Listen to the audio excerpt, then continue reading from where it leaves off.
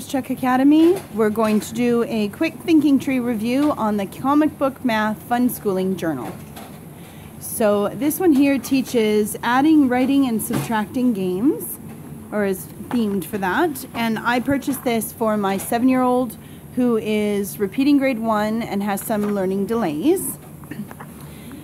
So this book, I'm not certain actually what Sarah has it listed as for level, but this here is what we're going to show. So this here is how the first few pages are formatted, is some fill in the blanks and just some number recognition. So there's a lot of filling in the even numbers, 2, 4, 6, and 8, and then down here getting them. And I love how she shows the smaller number and then you fill in the bigger. At first I was a little frustrated that it kept repeating and repeating with just the evens, until I realized after that that was actually purposeful because she's teaching the skip counting by 2s. So there is a purpose to that. So here again, and it's just setting up the numbers in different formats. Now here comes in the comic book part. So these are kind of Minecraft style characters, and it shows one and then it says to make your own comic, what happens next. So this is my little one, and she talked about how he is sad in this picture, and then he goes looking and then he finds himself a friend and then he's happy. So this is really cute. It's got adding and subtracting, some repetition there just to build some confidence, which is great. And then over here, you may notice mine skipped the subtract sign and just went ahead and added. And then here it's got a story, and you write a short story about the picture. So I had her dictate to me what the story was about. This teaches sequencing, so first, second, all the way through to 7th, and then the end. I skipped a few pages there. Here's another make your own comic, and it continues on. See here with the skip counting, so the little houses are not numbered, and then you fill in the blank on the bigger ones. So that's a really neat way to get them to understand what skip counting is.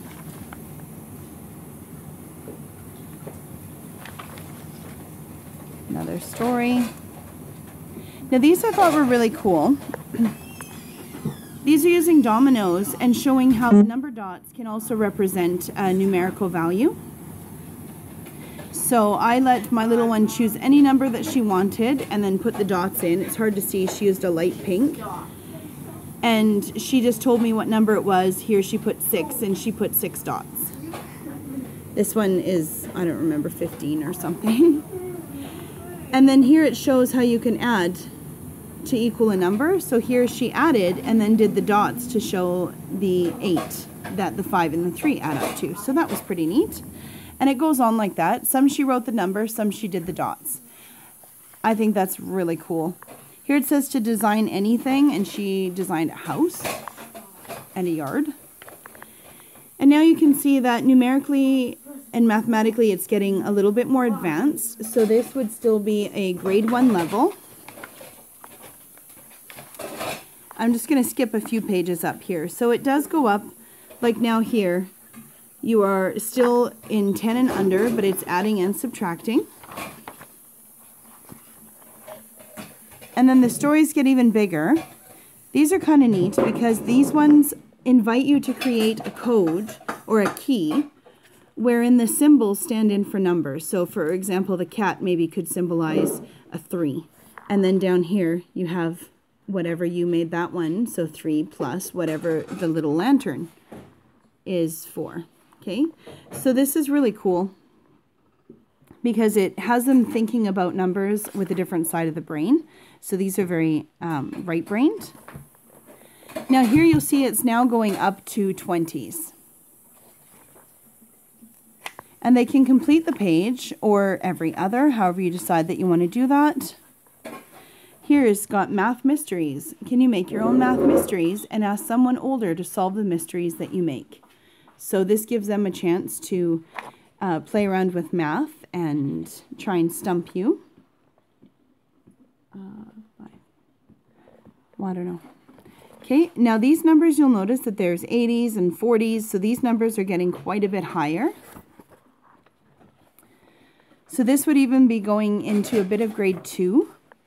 I know that my son is in grade 3, and if I was to gauge grade level, I would say that this book is way too much below him. Though I know he would enjoy this part here, the comics. So make your own comics, what happens next. I know he'd have fun with those. But the actual math sheets, he would be able to tear through and would probably be a little bored with.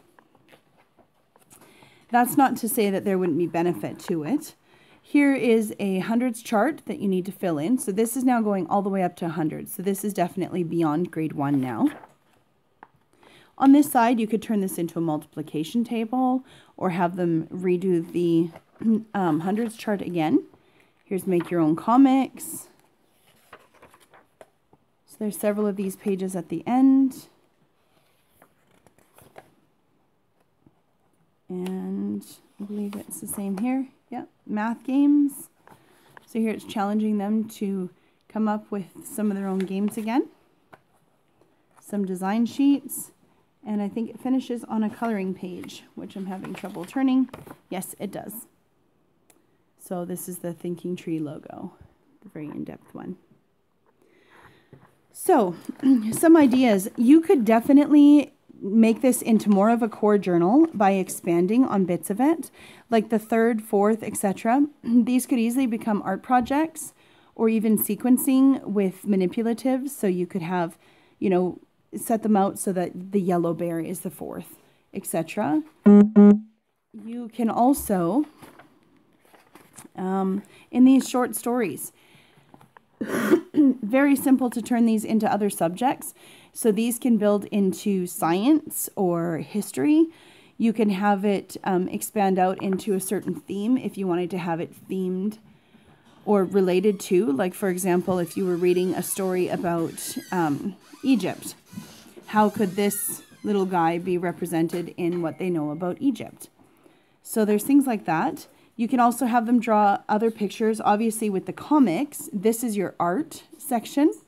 This also is your feelings and emotions. How is he feeling? How can you tell? So that's your health class as well. Math is pretty self-explanatory. And there's many creative writing opportunities in here. See, here's another keying one. So this could be developed into a very simplistic core journal for little ones. So just an idea, if you're looking for something that's not too overwhelming to start with, then this book here could certainly work. If you want this just as a math additive to your program already, then that would also work. I would recommend this for anywhere from kindergarten to grade 2.